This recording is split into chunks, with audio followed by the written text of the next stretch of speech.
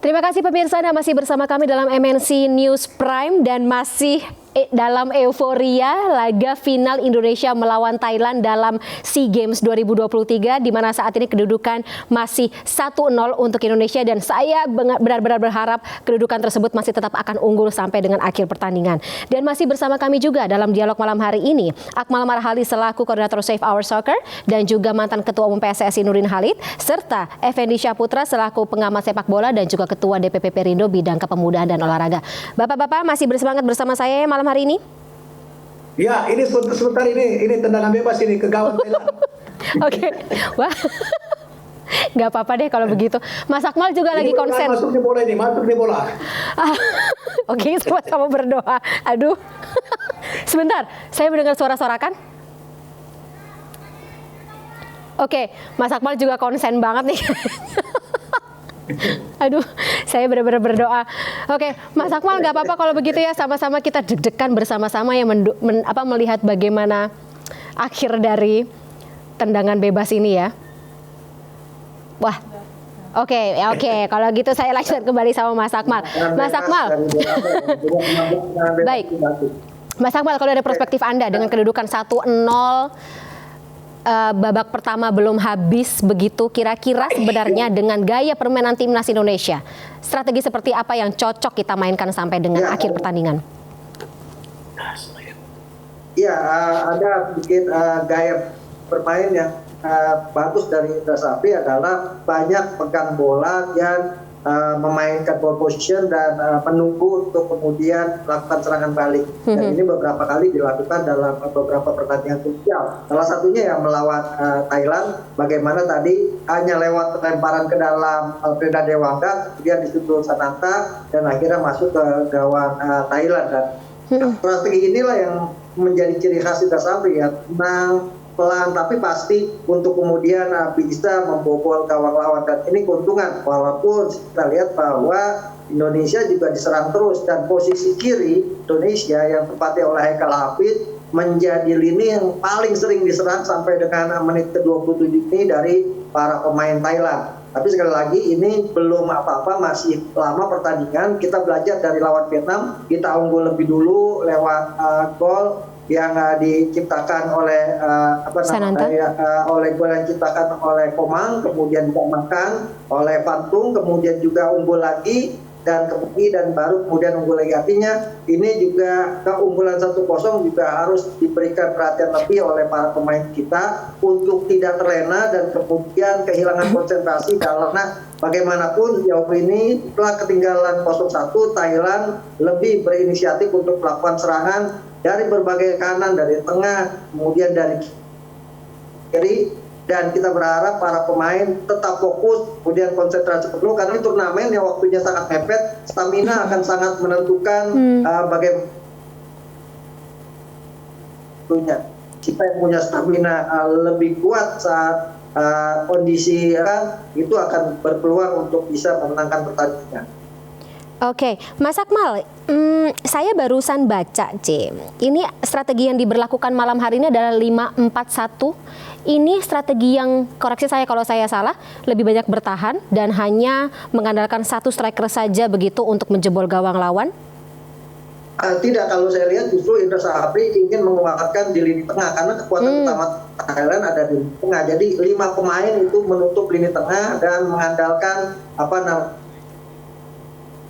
Ramadan Sananta sebagai target man di depan, dan saya pikir strategi itu sudah cukup berhasil dilakukan oleh Indra Safri karena memang kekuatan Thailand ada di sektor tengah dan itu memang sudah dipelajari oleh Indra Safri bersama tim analisnya untuk memperkuat lini tengah di mana Witan dan juga Fajar Fatur Rahman lebih banyak justru untuk membantu mengcover di lini tengah dibanding untuk melakukan serangan. Nah, serangan cepat inilah yang kemudian diambil dari Witan dan juga dari dari Fajar Fatur Rahman, dengan tadi kita lihat di lini tengah benar-benar dikomandoi oleh Marcelino Ferdinand sehingga kemudian Thailand agak sulit untuk masuk dari lini tengah. Thailand akhirnya berusaha untuk main lebih isi lapangan lewat kiri dan kanan untuk bisa masuk pertahanan Indonesia.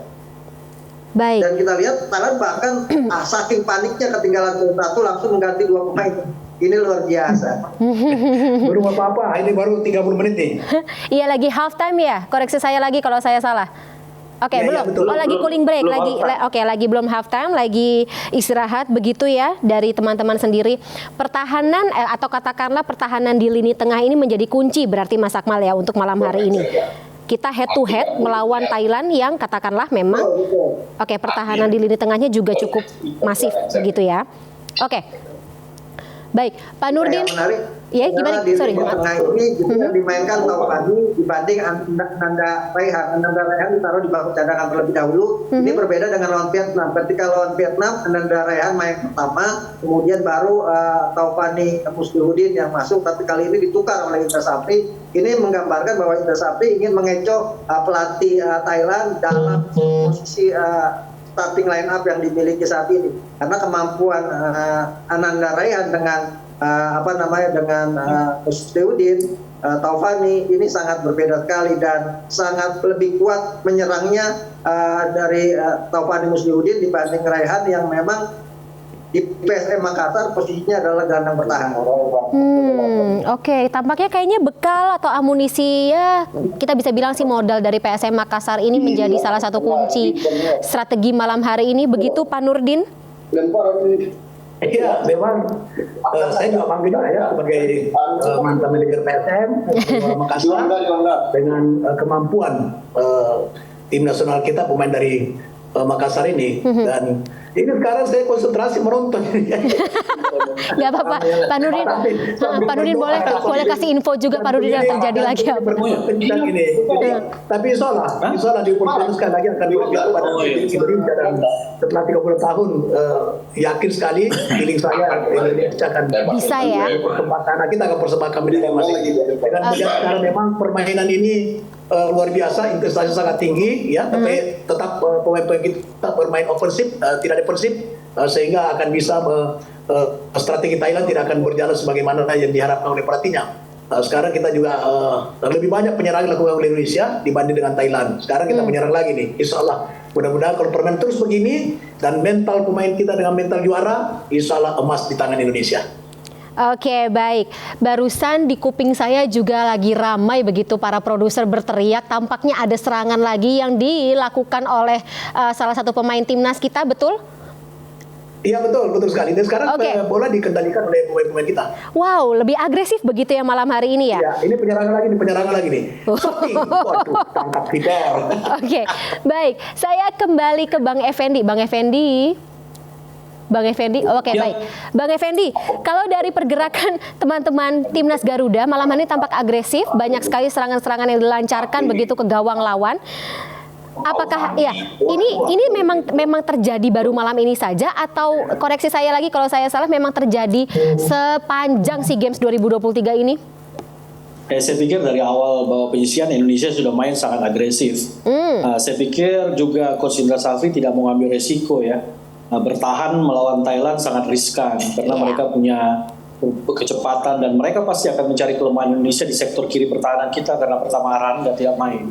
Jadi saya pikir jangan memberi kendor ya, benar. Jangan kasih kendor. Tadi serang terus, jangan pernah berpikir untuk puas dengan angka 1-0 dan bertahan untuk menjaga skor 1-0 karena ini akan betul-betul dimaksimalkan oleh Thailand. Thailand akan sangat gigih dan nanti di babak kedua kita akan lihat mereka akan mulai gelombang serangannya. Kalau kita membuka dengan bermain pertahanan, mereka akan terus memaksa kita, menekan kita. Jadi sehingga tidak ada pilihan lain, pertahanan yang terbaik adalah menyerang. Jadi saya pikir kita punya kapasitas untuk menyerang bagus. Kita punya Fajar Fatur Rahman, kita punya Witan Sulaiman, Ramadan Sananta yang punya postur cukup bagus di depan, ditopang oleh Taufani, kemudian ada Marcelino sebagai dirjen lapangan tengah. Saya pikir tidak ada alasan untuk kita bertahan dan ini mudah-mudahan dan saya yakin Coach Indra Safri sangat memahami karakteristik anak-anaknya sehingga dia akan terus bermain seperti ini asal jangan kecolongan dan mentalitas tetap terjaga. Saya pikir di lini pertahanan Rizky Ridho,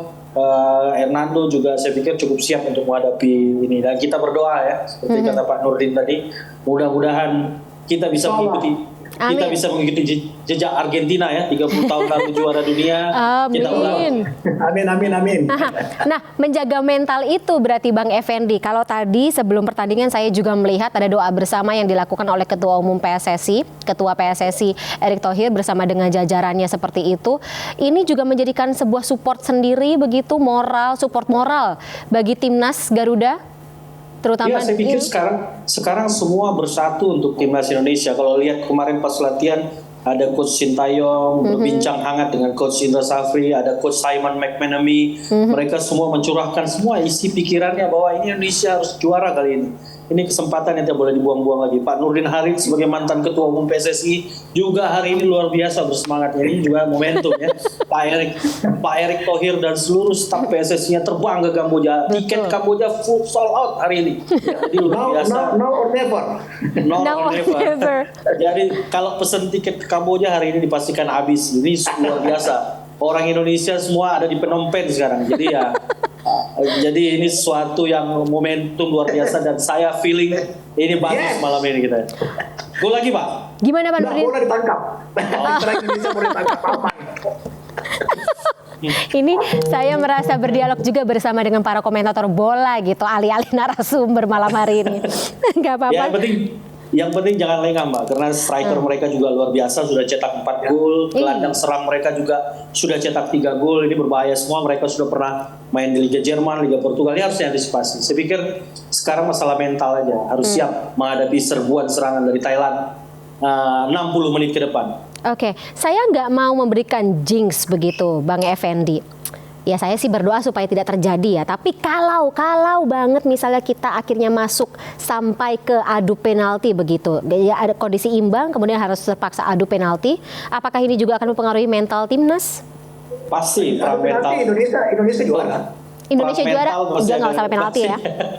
Nggak usah sampai penalti. Mental itu harus luar biasa itu di pertarungan adu penalti. Tadi sore kita udah bahas itu Mbak, saya bilang bukan tidak mungkin pertarungan ini berakhir dengan partai adu penalti, tapi kita tidak inginkan itu, kita ingin 90 menit kita langsung menggapai juara. Ini sebuah momentum luar biasa. Doa 320 juta, hampir 300 juta penduduk lebih banyak daripada doa hampir 80 juta masyarakat Thailand. Iya, harusnya sih menang begitu ya, doanya lebih banyak. Harusnya kalau adu doa kita menang gitu. Tapi kembali pembuktian di lapangan 90 menit ini sangat berimbang, dua-dua punya mental yang cukup baik. Sampai 30 menit ini saya pikir ini akan seru sampai 90 menit Mbak. Ya selain hasil yang baik, kita juga mengharapkan agar pertandingannya juga cukup seru begitu ya, menjadi sebuah kurikulum vitae sendiri bagi permainan timnas Garuda. Baik, Mas Akmal, kalau dari kacamata Anda, pemain timnas, pemain Thailand atau katakanlah permainan Thailand yang seperti apa sih yang menjadi bukan celah ya, apa ya, yang perlu kita perhatikan, menjadi concern, kita waspadai begitu malam hari ini? Ya, yang pertama Thailand itu punya matang, kemudian mereka punya insting bola yang sangat para pemain mereka ini sudah sangat matang sekali di kompetisi.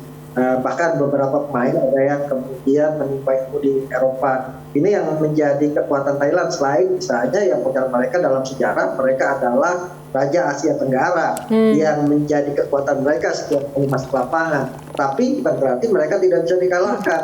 Bagaimanapun Indonesia kalau tidak merasa inferior setiap kali bertemu Thailand, Indonesia punya kesempatan untuk memenangkan pertandingan. Sebagai contoh misalnya 2019 di penyisian grup di bawah pelatih Indra Safri, Indonesia menang 2-0 lawan Thailand dan membuat Thailand gagal ke semifinal Piala SEA Games 2019 ketika itu. Kemudian juga ketika kita merasa tidak inferior melawan Thailand, kita bisa menang 2-1 di final Piala AFF U22 pada 2019. Nah, modal ini yang kita harapkan bisa memacu semangat para pemain. Dan kalau kita lihat sepanjang atau 40 menit pertandingan sudah berlangsung, bagaimana para pemain Indonesia percaya diri sekali tampil di lapangan dan tidak merasa minder berhadapan dengan Thailand. Dan ini yang menurut saya adalah modal paling bagus buat kita saat ini untuk bisa membuktikan bahwa Thailand bisa kita kalahkan. Dan Kalau kita lihat ini yang berbeda dengan penampilan tim nasional sebelumnya, di mana ketika masuk lapangan kita sudah mulai agak takut berhadapan dengan Thailand. Tapi di sini kita lihat para pemain sangat percaya diri sekali, Marcelino, kemudian juga Fajar Faturrahman, Ramadan Sananta, Witan Sulaiman tadi satu tendangannya sayangnya ditangkap oleh kiper. Mereka sangat percaya diri untuk bisa membongkar pertahanan Thailand. Jadi menurut saya modal kepercayaan diri yang bagus ini, plus tentunya ini pastinya adalah hasil dari stimulan atau motivasi besar yang diberikan oleh pelatih Liga 1. Yang menarik adalah bahwa Indonesia adalah tim yang setiap mencetak gol itu selalu melakukan sujud syukur. Ini ya, di SEA Games kali ini menjadi menjadi satu berita yang dua bibir dari negara-negara lain. Iya. Dan saya pikir ini yang menjadi salah satu motivasi para pemain kita untuk bisa membuktikan bahwa waktunya saat ini Indonesia bisa jadi juara. Sekaligus mengembalikan trust dari pecinta sepak bola terhadap tidak hanya timnas atau katakanlah sepak bola nasional, tapi juga organisasi terbesarnya begitu PSSI, Mas Akmal?